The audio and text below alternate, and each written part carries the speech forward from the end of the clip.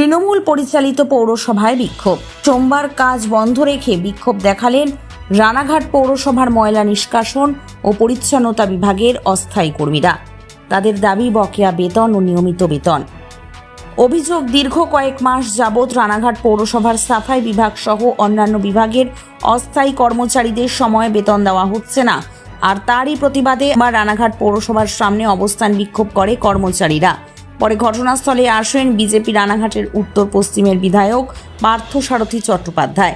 তিনি সেখানে পৌঁছে আন্দোলনকারীদের সাথে কথা বলে 2 দিনের মধ্যেই মাইনে পাওয়ার আশ্বাস দিলে বিক্ষোভ উঠে যায়। যদিও পৌরসভার চেয়ারম্যানের দাবি, নির্বাচনের জন্য সমস্যা বেশি হয়েছে, বর্তমান সরকার চাইলে দ্রুত তার সমাধান হবে।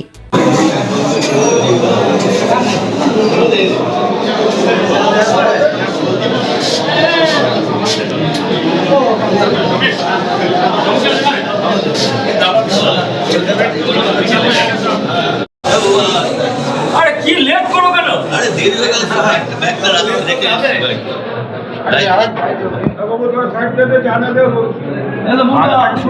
হাত থেকে সরাতে বল না, হাত থেকে সরা না। বাবা না পাবন বাবা একটু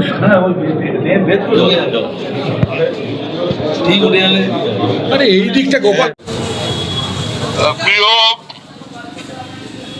রানাঘাট পৌরসভার অস্থায়ী কর্মচারীবৃন্দ, আমি জানি আপনাদের মনের অবস্থা, তাই সকাল থেকে আপনারা যে আন্দোলনে সংগঠিত হয়েছে।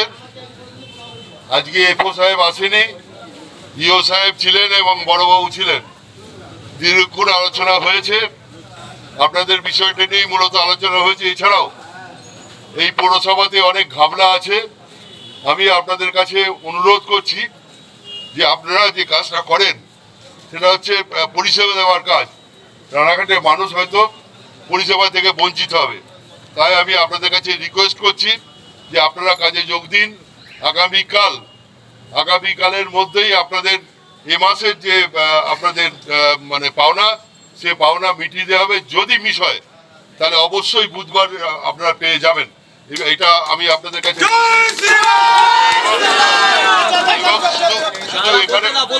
শুধু এখানেই থামলে হবে না, প্রতি মাসেই এই অবস্থা চলতে থাকবে, কিন্তু এই অবস্থা আমরা চলতে দেব না।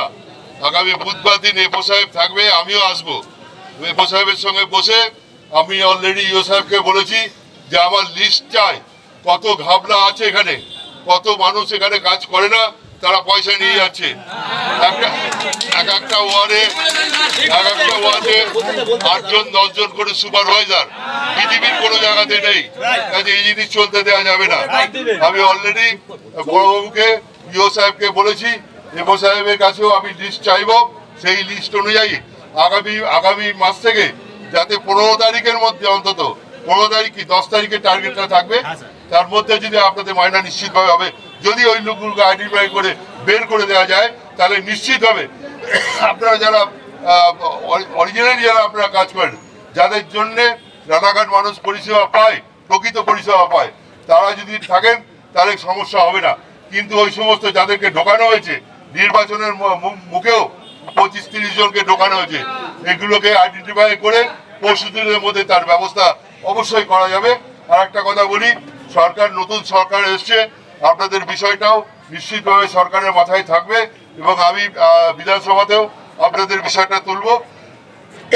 কিন্তু কোনো অবস্থাতেই ওই ঘাবলা যারা আছে, এ ব্যাপারে আপনাদেরকেও একটু সহযোগিতা করতে হবে।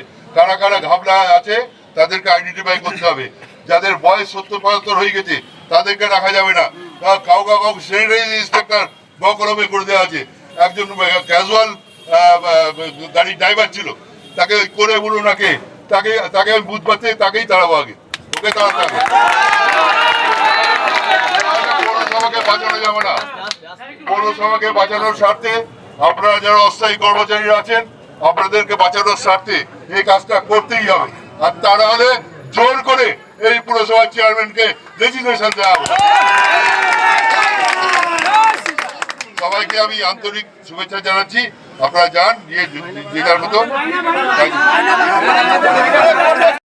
অনেক দিনের সমস্যা, প্রায় 4 বছরের সমস্যা। এর আগে এরকম সমস্যা ছিল না।